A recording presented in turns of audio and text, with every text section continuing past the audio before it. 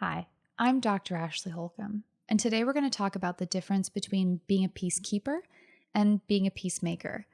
I'm going to be referencing a Bible passage, Matthew 5:9, and talking about how I think we misinterpret this a little bit and why, from a psychological and a cultural perspective, I think we tend to misinterpret it. Uh, I'll start by saying, no, I'm not a pastor, and no, this is not a sermon. My intention for this video and others like it is to take what I know as a psychologist and apply it to what I believe as a Christian. I think this video could still be relevant to you if you're not a Christian, and I'll try to steer clear of any jargon, but this video is specifically intended for Christians who are interested in understanding the integration of psychology and Christianity. Let's dive into today's topic. Blessed are the peacemakers, for they will be called children of God. This is from Jesus' Sermon on the Mount and is a commonly quoted passage of Scripture. If you're like me, a white American evangelical Christian, you've heard this scripture applied many times in churches regarding conflicts. It's often taboo in our churches to talk about political issues or disagreements about scripture or other problems, and we tend to claim that this is because we're trying to be peaceable. But in reality, I think there's a few cultural influences here. White culture generally is conflict avoidant. I'm not saying that every white person is conflict avoidant, but it is the typical norm for white people to not talk about things that are uncomfortable or difficult in a public setting. In addition, Protestant history is filled with churches that fell apart because they couldn't solve disagreements. And so I think it makes sense that white Christians in particular are going to be a little bit more uncomfortable around being open with disagreements or arguments. However, I think there's a really big difference between being a peacekeeper and being a peacemaker. A peacekeeper keeps the status quo, doesn't make other people upset, and tries to hush arguments. And I think this is actually what we tend to do in our churches when we don't talk about real issues. In preparing for this video, I looked at a few different translations of this verse, and I also looked at the word peacemakers in the Greek. In the biblical translations that don't use the term peacemakers, they use terms like those who strive for peace, those who work for peace. And the actual word peacemakers in Greek is divided into two different words, one that means peace, and the other one means to produce, to cause, or to make.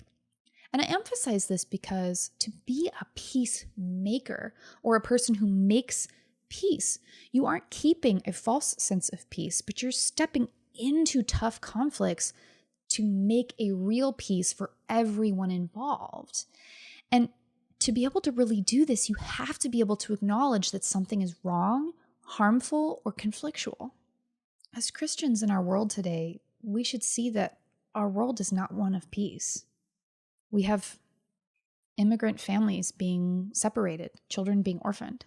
We have Black children being killed in the streets by police officers. We see the richest getting richer while the poorest get poorer. It should be very clear to us that there's something very, very wrong in our world today. Regardless of your political spectrum, we keep seeing how our culture, our American culture, is bent toward harming the poor, the orphaned, the widowed, the immigrant, the fatherless, the child, the minority. And it's bent toward lifting up the rich, the arrogant, the violent, the greedy. Regardless of who you voted for a few weeks ago, you should be very concerned about how our world is right now. And as Christians, to be peacemakers, we have to step into the fray to make a culture of peace, not just one where we as white Christians are comfortable with the status quo, but one where everyone gets peace. I've talked in other videos about how psychologically we tend to avoid problems. We don't like thinking about things that are uncomfortable, but we have to get more comfortable with uncomfortable conversations, more comfortable with stepping into the conversation so that we can help resolve conflicts, because that's our role in society. We have to examine our own complicity in a culture of violence toward those Jesus said to honor. And it is then that, as it says in Mark 5, we will be called children of God. If today's video really got you thinking about how your psychological and cultural background are impacting your ability to be a person of peace or a peacemaker in our culture, I want to encourage you to talk to a therapist.